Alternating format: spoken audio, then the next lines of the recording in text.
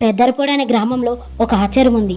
ఆ ఊరి దేవతని రోజు పూజించరు. కేవలం ఒక సంవత్సరానికి ఒక్కసారి మాత్రమే పూజిస్తారు. అది తెలుసుకున్న వంశీ అనే ఒక అబ్బాయి ఆ ఊరు మృతుడైన రాముని కలుస్తాడు.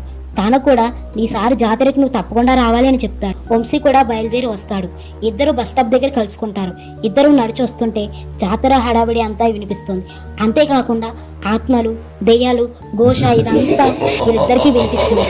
మురళి ఇలా అడుగుతాడు, ఏం జరుగుతుందిరా ఇక్కడ అని అడగ్గా రాము ఇలా అంటాడు, నువ్వేం మాట్లాడుకు, మనం తొందరగా ఆ జాతర దగ్గరికి వెళ్ళిపోవాలి, లేదంటే ఆ దయ్యాలు మనం ఆక్రమించుకొని మనతో ఏదన్నా చెడు చేయిస్తాయి అని చెప్పగా వంశీ కూడా ఆసక్తితో తిన వెంట వెళ్తాడు. అలా వెళ్తున్న వంశీకి రైట్ సైడ్ బకెట్లు, కాయగూరలు, ఆ బండిలు వెళ్ళడాలు ఇదంతా గమనించి మళ్ళీ ఎదురున్న రాముడికి చెప్తాడు, ఆ ఏం చూడకు, ఇంకోసారి చూసావో నువ్వు మీ ఊరు ప్రాణాలతో వెళ్ళవు అని హెచ్చరించినా సరే మళ్ళీ ఒకసారి చూస్తాడు.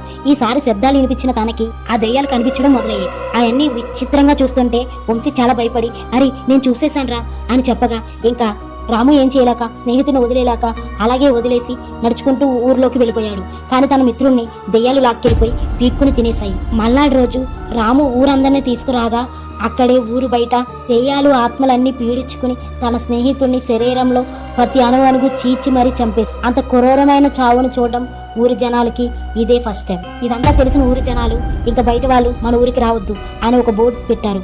ఈ ఊరికి బయట వాళ్ళు నిషేధం అని కూడా ఉంటుంది ఇప్పటికీ ఆ బోర్డు. నిజంగా మీ ఊర్లో ఏదైనా జాతర చేస్తే ఆ జాతర పేరు కామెంట్ చేయండి. అంతేకాకుండా ఇలాంటి భయపెట్టే కథల కోసం మన ఛానల్ ఇప్పుడే సబ్స్క్రైబ్ చేసుకోండి. అలాగే లైక్ చేయడం మర్చిపోద్దు మన ఛానల్ని.